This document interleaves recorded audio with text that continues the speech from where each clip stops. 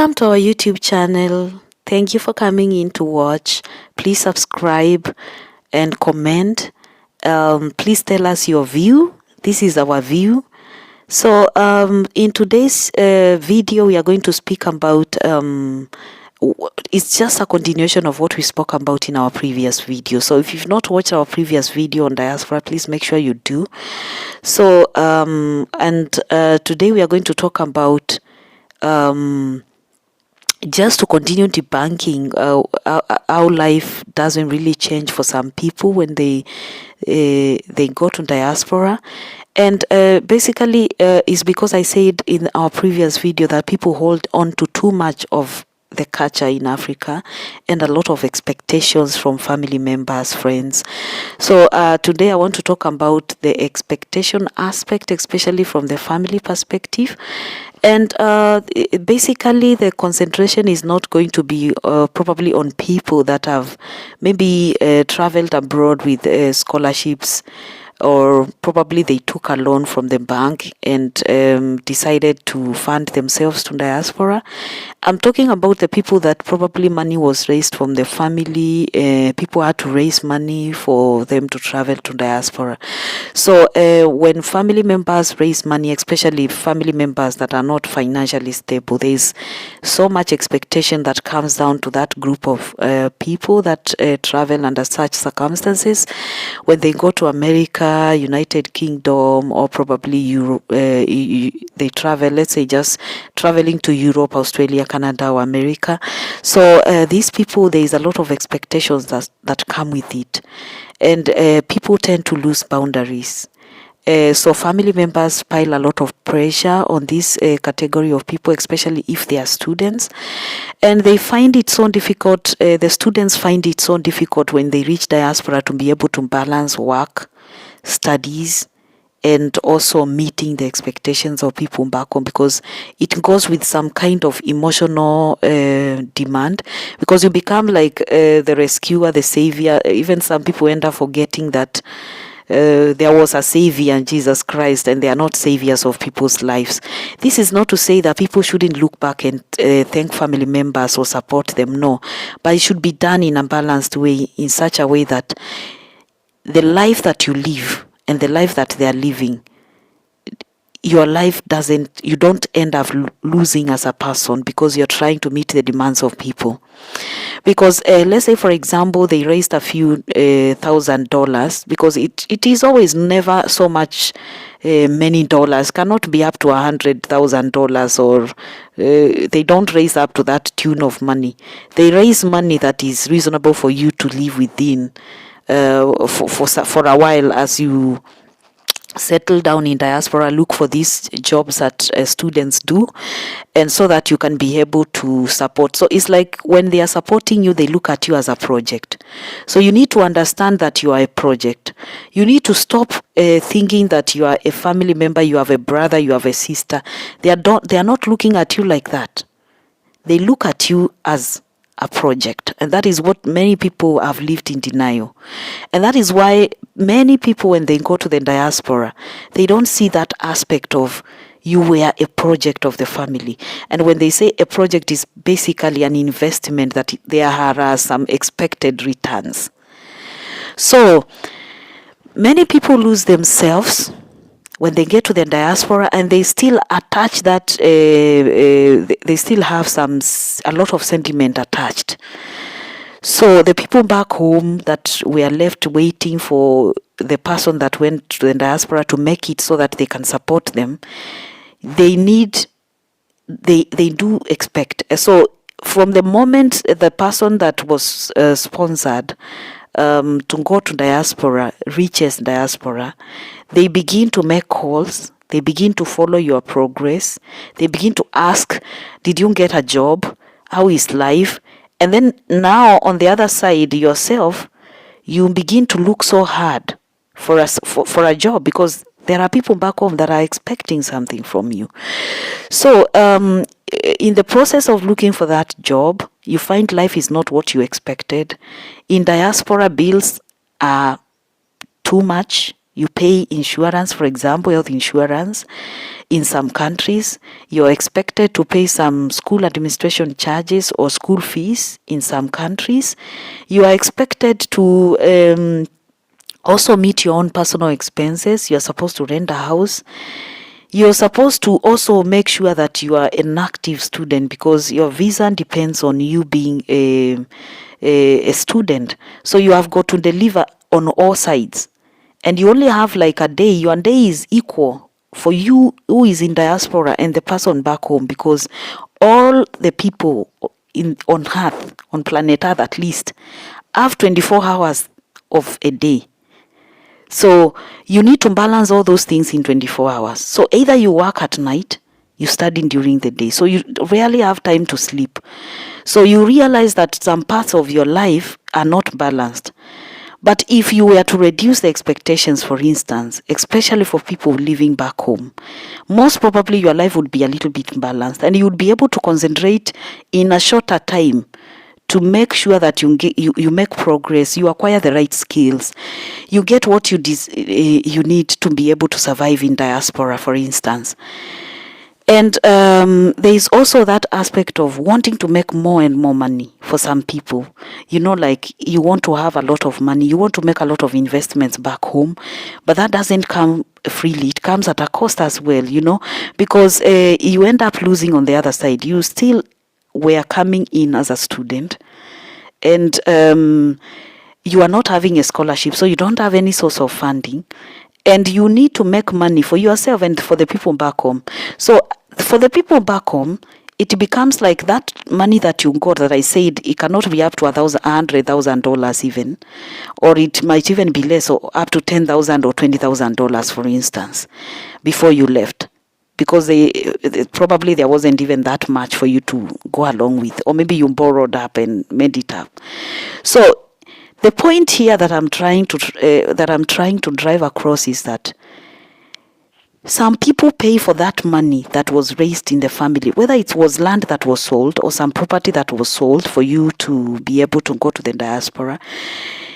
People end up paying for that perpetually, like it never stops. And it becomes an emotional blackmail. And this is the point where I want everybody to recognize. It becomes some emotional abuse, because it is accompanied by a lot of blackmail.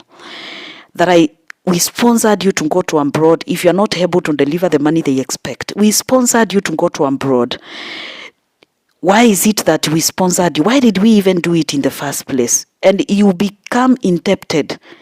You who is living abroad become so indebted. Life is not as you expected. The money that you expected you would get is not even there. And the jobs that you're doing, most of them require your own physical energy. So you use so much energy to work. So the people back home are expecting that they would see that you do much more, And it's not like their families are static. They are dynamic. If you left sisters, you left brothers, they get married or they marry people, and their families grow because they get children. So you have nephews and nieces that are being born. Yourself, if you didn't even have a wife or a husband, then that means that you need to postpone yours because you need to support theirs.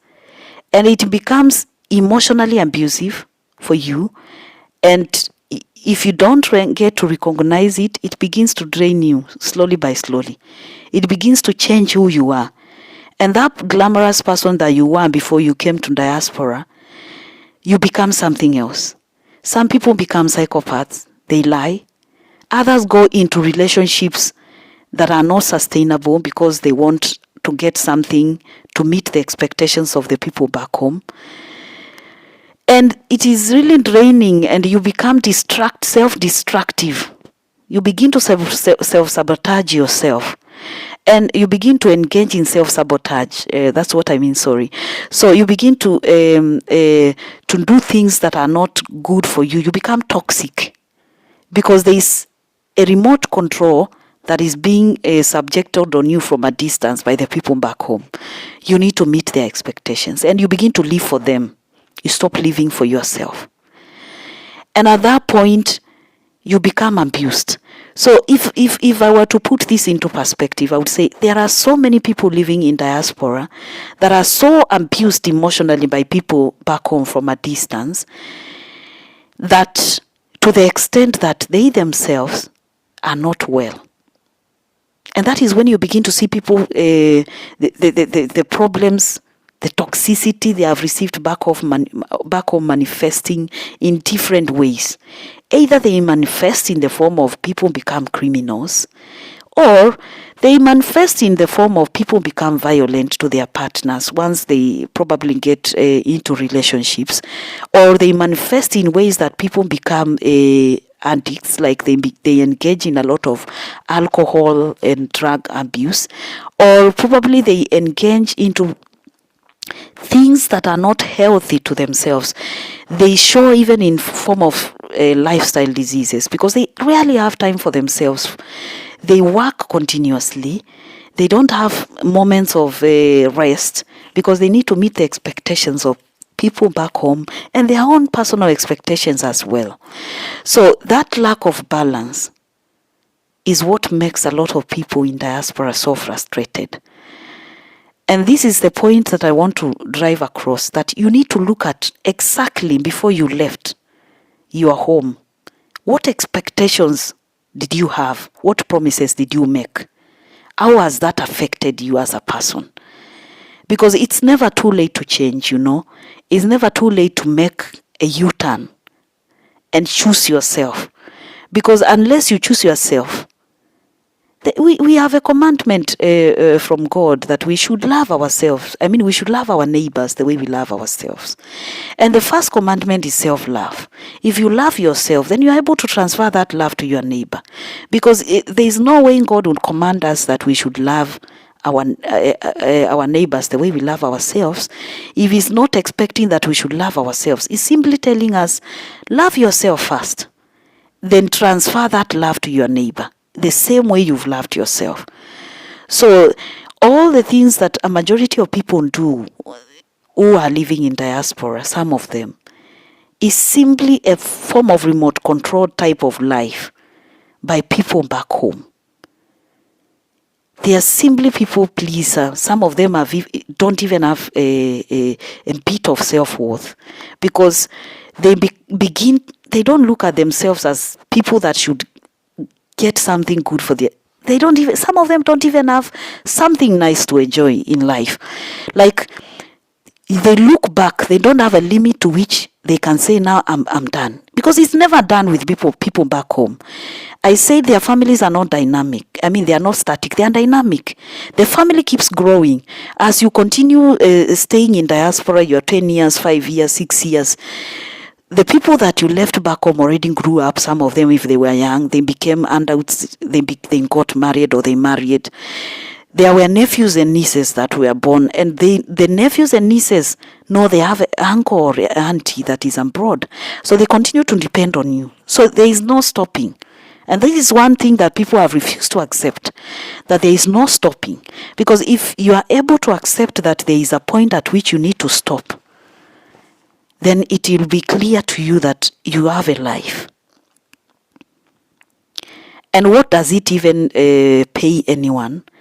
If for instance, you don't get to balance their expectations with your own expectations, and you lose it on the way, and you're not able to meet their own expectations, and you're not there to continue meeting them, it doesn't gain. It is a loss for every side, for yourself and for them. So simply balancing things up is important. Is very important, because you can never meet the needs of other people fully. And you shouldn't even be trying to meet them fully, because it's not your role. It's simply not your role. And you can never do that anyway, because people have a lot of needs, both emotional, physical, financial, all manner of needs that they may have. So basically, the message here is that balance your life as you make sure that other people's life moves on. So please watch on, please press the notification button so that you can be able to get our next video. Subscribe, comment, let's see you in the next video. Thank you.